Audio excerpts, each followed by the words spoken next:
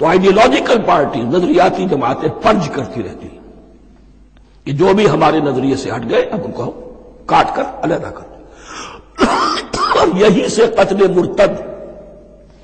تو یہ چیز حدیث میں ہے یا پھر قرآن میں یہاں ہے. اس حوالے سے جو لوگ ہمارے ہاں بعض علماء بھی ہیں، جدید دانشور ہیں، جو قتل مرتد کی جو حد ہے اسلام میں اس کو تسلیم نہیں کرتے. لیکن میرے نزدیک یہ شریعت موسوی کا تسلسل ہے کہ شریعت موسوی کی جس شے کو بدلا نہ گیا ہو، جس کے بارے میں صراحتاً یہ معلوم نہ ہو کہ یہ شے تبدیل کر دی گئی، تو وہ شریعت محمدی کا جز بن گئی. زنا پر رجم کا معاملہ بھی یہی ہے. قرآن مجید میں رجم کی صحیح آیت کوئی موجود نہیں ہے، حدیث میں ہے. قرآن مجید میں مرتد کے قتل کے لیے کوئی آیت موجود نہیں ہے، حدیث میں ہے، سنت میں ہے. اور دونوں کی کا جو منبع ہے وہ اصل میں تورات ہے. تو اس بات کو اچھی طرح نقل کر دیجئے. یہ جگہ اکثر لوگ جو ہے یہاں بہت سرسری طور سے گزر جاتے ہیں، یہ بہت اہم ہے. اور اس کے لیے تورات کی طرف رجوع کیجئے.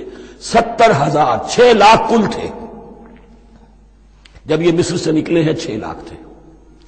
کتنے عرصے کے بعد پیننسولا پہنچے ہیں، سینائی پیننسولا میں اور طور میں کچھ اور ان کی تعداد بڑھ گئی ہوگی، لیکن یہ کہ ان میں سے 70 لاکھ کو قتل کیا اپنے ہاتھوں سے. ہر قبیلے نے اپنے جو مرتد تھے ان کو اپنے ہاتھ سے قتل کیا. فَتُوبُوا إِلَىٰ بَارِئِكُمْ فَاقْتُلُوا أَنفُسَكُمْ ذَٰلِكُمْ خَيْرٌ لَكُمْ عِندَ بَارِئِكُمْ، یہی تمہارے لیے تمہارے رب کے نزدیک بہتر بات ہے. فَتَابَ عَلَيْكُمْ، تو اللہ نے تمہاری توبہ قبول کر لی. توبہ قبول کس طرح ہوئی؟ یہ تزکیہ ہوا ہے امت کا کہ ان میں سے جن لوگوں نے اتنی بڑی غلط حرکت کی ہے ان کو کاٹ کر، ذبح کر کے، ان کو قتل کر کے پھینک دیا. انہ هو التواب الرحیم، یقیناً وہ تو ہے ہی بہت توبہ کا قبول فرمانے والا اور بہت رحم فرمانے والا. وَإِذْ قُلْتُمْ يَا مُوسَىٰ لَن نُّؤْمِنَ لَكَ حَتَّىٰ نَرَى اللَّهَ جَهْرَةً، ایک اور واقعہ ان کی تاریخ کا. اور یاد کرو جب کہ تم نے کہا تھا اے موسیٰ ہم تو تمہاری بات نہیں مانیں گے. ایمان کے بعد جب لام کا حرف آئے تو اس کے معنی صرف تصدیق کے ہوتے ہیں. لن نؤمن لک، ہم آپ کی بات کی تصدیق نہیں کریں گے. حتی نری اللہ جہرۃ، جب تک کہ ہم دیکھ نہ لیں اللہ کو عیاناً. ہمیں کیا پتا اللہ نے یہ کتاب دی آپ کو، آپ تو لے کر آ گئے. ہمارے سامنے تو پتھر کی کچھ تختیاں ہیں، اس پہ کچھ لکھا ہوا، کس نے لکھا ہمیں کیا پتا. اب دیکھیے ایک حضرت موسیٰ کی خواہش تھی رب ارنی انظر الیک، وہ کچھ اور شے تھی. یہ تخریبی ذہن ہے جو یہ کہہ رہا ہے کہ ہم بھی چاہتے ہیں کہ اللہ کو اپنی آنکھوں سے دیکھیں اور معلوم ہو کہ واقعی اس نے یہ کتاب آپ کو دی ہے. فَأَخَذَتْكُمُ الصَّاعِقَةُ،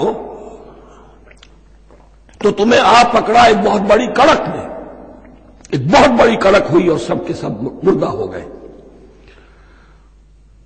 وَأَنْتُمْ تَنظُرُونَ، تمہارے دیکھتے دیکھتے ایک کڑک نے تمہیں آ لیا.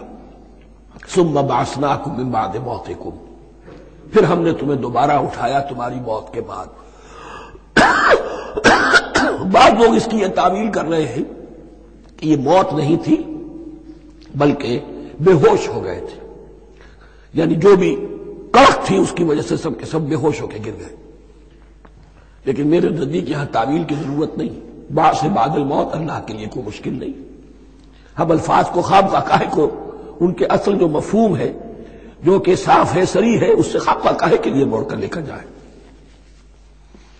ثم بعثناکم من بعد موتکم لعلکم تشکرون، تاکہ تم شکر کرو. وظللنا علیکم الغمام وانزلنا علیکم المن والسلوى، اور ہم نے تم پر ابر کا سایہ کیا. اب 6 لاکھ کا قافلہ چل رہا ہے، سینائی پیننسولا، صحرا، کوئی اوٹ نہیں، کوئی سایہ نہیں، دق و دق، دھوپ کی تبش. تو اللہ کا فضل ہوا کہ ایک سائے کی طرح ابر جو ہے ان کے ساتھ ساتھ جہاں جہاں وہ جا رہے ہیں وہ ابر ان پر سایہ کیے ہوئے. وَأَنزَلْنَا عَلَيْكُمُ الْمَنَّ وَالسَّلْوَىٰ، کھانے کو کچھ نہیں تو من اور سلوہ نازل کیے گئے. من ایسے اترتا تھا رات کے وقت کہ جیسے شبنم کے قطرے ہوتے ہیں لیکن وہ ہوتا تھا کسی ایسی چیز کا جس میں شیرینی تھی، اور پھر وہ زمین پر آ کر جم کر وہ ایک گویا کے دانہ بن جاتے تھے، یہ ان کا اناج ہو گیا۔ کاربوہائیڈریٹ سپلائی اس سے ہو گئی، من سے۔ اور سلوا ایک خاص قسم کا پرندہ بٹیر کی شکل کا، جو بے پناہ بڑی تعداد میں ان کے بڑے بڑے جھنڈ آتے تھے شام کے وقت، اور وہ ان کے ڈیرا جہاں ہوتا تھا اس کے گرد وہ اتر آتے تھے، اور رات کی تاریکی میں یہ آسانی سے ان کو پکڑتے تھے، ان کو کھاتے تھے بھون کر، اور یہ ان کی پروٹین ہو گئی۔ پوری غذا جو ہے اللہ تعالیٰ نے ان کو فراہم کر دی۔ وَأَنزَلْنَا عَلَيْكُمُ الْمَنَّ وَالسَّلْوَىٰ كُلُوا مِن طَيِّبَاتِ مَا رَزَقْنَاكُمْ، کھاؤ ان پاکیزہ چیزوں کو جو ہم نے تمہیں عطا کی ہیں۔ وَمَا ظَلَمُونَا، ہم نے تو ان پر کوئی ظلم نہیں کیا، وَلَٰكِن كَانُوا أَنفُسَهُمْ يَظْلِمُونَ، لیکن وہ خود ہی اپنے اوپر ظلم ڈھاتے رہے، ہر قدم پر نافرمانی اور ناشکری۔ اس کی بھی ناشکری آگے آ جائے گی چل کر، من و سلوہ سے بھی ناشکری کی انہوں نے۔ وَإِذْ قُلْنَا ادْخُلُوا هَٰذِهِ الْقَرْيَةَ فَكُلُوا مِنْهَا حَيْثُ شِئْتُمْ رَغَدًا وَادْخُلُوا الْبَابَ سُجَّدًا وَقُولُوا حِطَّةٌ نَغْفِرْ لَكُمْ خَطَايَاكُمْ، اور یاد کرو جب کہ ہم نے تم سے کہا تھا اس شہر میں داخل ہو جاؤ اور پھر کھاؤ اس میں سے بافراغت جہاں سے چاہو جو چاہو، لیکن دیکھنا دروازے میں داخل ہونا جھک کر، اور کہتے رہنا مغفرت مغفرت مغفرت، ہم تمہاری خطاؤں سے درگزر فرمائیں گے۔ اس آیت کو سمجھنے کے لیے ذرا تاریخی بات سمجھ لیجئے۔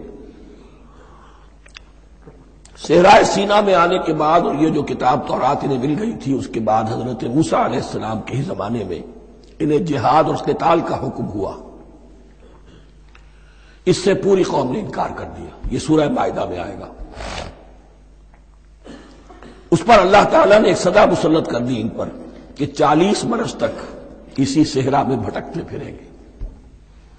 اگر یہ ابھی قتال کرتے، جہاد کرتے، تو پورا فلسطین ان کے ہاتھ پر ابھی فتح کرا دیتے، لیکن چونکہ انہوں نے بزدلی دکھائی ہے، اب سزا یہ ہے فَإِنَّهَا مُحَرَّمَةٌ عَلَيْهِمْ 40 سَنَةً يَتِيهُونَ فِي الْأَرْضِ، اب 40 برس تک یہ اسی صحرا میں بھٹکتے پھریں گے، اور ارض فلسطین جو ان کے لیے ارض موعود تھی وہ ان پر حرام کر دی گئی 40 سال کے لیے۔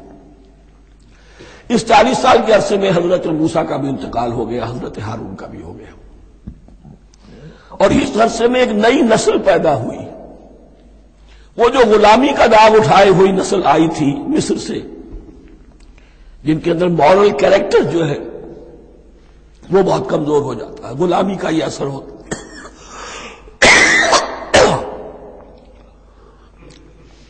وہ پوری نسل ختم ہو گئی، نئی نسل اب پیدا ہوئی، 40 برس صحرا میں پیدا ہوئے، یہی پلے بڑھے، ان میں اب ایک جذبہ تھا۔